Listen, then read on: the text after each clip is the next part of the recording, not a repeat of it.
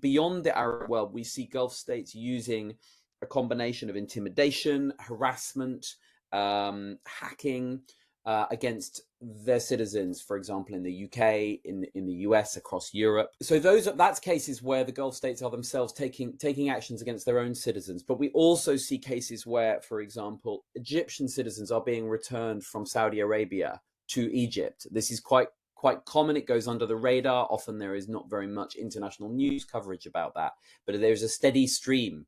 People who are not acting politically even in Saudi Arabia, but for some reason are on the radar of the Egyptian system. Gulf states are increasingly able to operate with impunity internationally on human rights because of their high levels of economic leverage in the international system.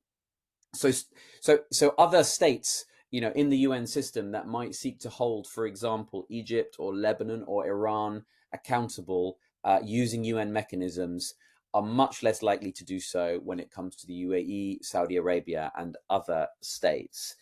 We saw, for example, with the UAE mass trial that was announced in late 2023, absolute silence from the international community on this really grave human rights violation.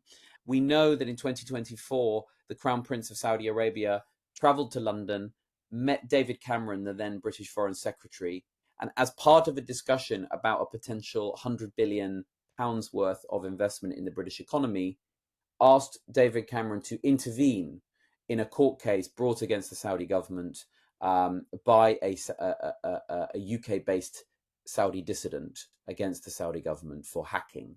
So this is that direct linkage that was made between investment and human rights issues, particularly transnational repression, is something that has a very real effect.